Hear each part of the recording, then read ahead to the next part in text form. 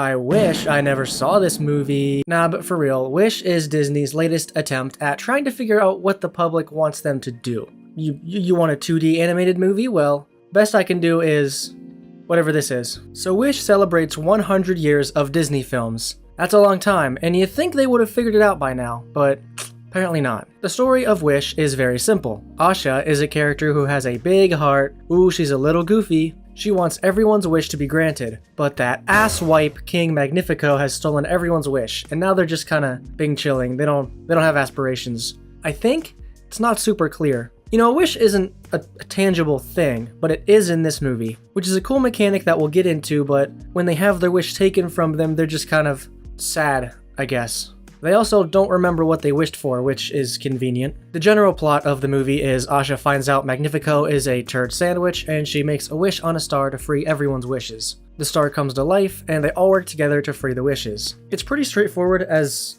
movies go, but believe it or not, it's kind of a detriment. So everybody's dogging on this movie for one thing or another. The soundtrack, shit. The animation, shit. The villain, shit. But really, to me, the biggest flaw of this movie is it doesn't have a second act. Ah shit, I knew we forgot something. They just didn't write one. The way this movie goes, oh, spoilers by the way, like anyone cares. Asha finds out Magnifico is holding all these wishes hostage in, the first act. And this is the change into Asha's character arc of... She doesn't have a character arc, actually. She's kind of a good person the entire time, so it's kind of boring. But basically, she finds out the king is keeping all these wishes hostage, and then the rest of the movie is just spent trying to get them back. There's no trials, there's no growing. It's just trying to get the wishes back, and it's a very short movie. That's the only story beat, is just them trying to free all these orb wishes, and that's it. So the pacing is just very strange. The first act is maybe 10 minutes, flat. It goes so fast, it's like I'm watching a goddamn TikTok video. Doesn't really make a lot of sense. But it's not all bad. This movie isn't absolute garbage. I just dunked on it a lot with the pacing stuff, but let's talk about something positive. The visuals are pretty fun. Yes, the lighting is super flat, and some of the colors look a bit, washed out. But overall, it's a nice change from the typical Disney output. I mean, Disney is always trying to make them look as hyper-realistic as possible, and they just went a little too far in the other direction. Happens to the best of us. Add a little more lighting and a little more flair and expressive characters, and this could have been really nice. The first thing I noticed when I was watching this movie is there are some major frame rate issues, especially noticeable towards the beginning, but I started to adjust to it. It takes a minute to really settle in with how this movie is gonna look, but the characters just should have been so much more expressive. Chris Pine's villain character does get a decent amount of stuff to do, and he gets to make a few more faces than the other guys. At the end of the day, I just wanted them to be so much more expressive. I can at least commend Disney for trying something new, and I definitely commend the underpaid artists who tried to make this look as good as possible. I think the execution is a bit weak, but ultimately they had the best intentions in mind, and what they have isn't terrible. It gets better towards the ending. They let the colors come out just a little bit more. The character designs and the outfit designs were gorgeous though. I mean, outfit design is a huge part of this channel, so of course I'm gonna pay attention to it, and it was pretty great. Now, let's move on to something that people actually care about, the humor. Is this a funny movie at least? Can I at least shut my brain off and have a good time? The humor does not work, at all. There's a few jokes that almost made it past the starting line. I think they said the word kill at one point, and that, whoa,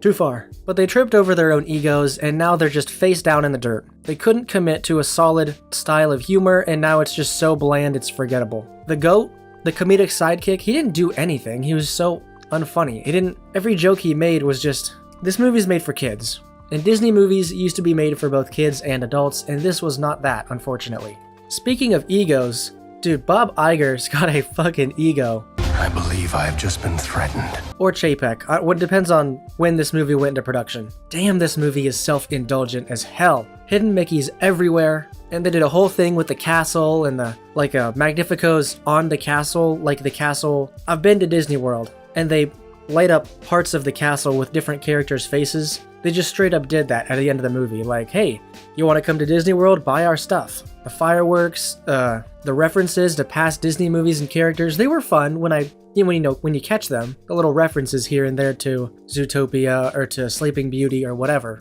But it just didn't feel like Wish was adding anything new to say. This was Disney, the movie. Look at what we've done in the last 100 years, all mixed together in one pot, and we did what white people do best. We add a little bit of salt, and that's all we know how to do. We weren't able to make this any more interesting, and it shows. I think it's a bad sign when you're about a quarter of the way in, and you haven't settled into your seat at all. Like, you go to a movie theater, you're getting lost in the movie, and you forget you're watching a movie, right?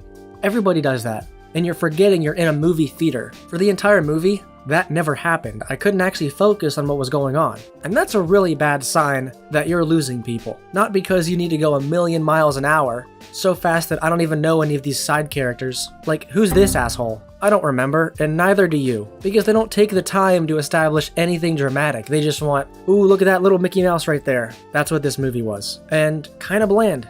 I saw some decent reviews, couple in our Discord server. I'm gonna give you a shout out. Don't remember your username, but here it is. You know, they seem to like it just fine. They did add some stuff later saying, you know, there were some more detriments. And people just seem to be generally either in the middle or at the bottom with this movie, and you get like a 75 on the academic grading scale. The real third act of this movie was the only part that felt very well executed to me. There's some cool imagery and creative stuff they do with the setting, and the coloration seems to be improved a lot more, and the scale of this kingdom feels alive a little bit. It feels more fun. It feels like the movie was finally able to just do something kind of cool. It feels like something is actually at stake here. And, alright, I guess I have to talk about the soundtrack. It's just bad. It's not like offensive, but it's just nothing interesting. It's a lot of pop music type songs, and I'm kind of over that stuff, you know? They didn't hire the right people for the job, and while the music is pretty good for what it is, it doesn't fit with the movie, and that's where the problems come in.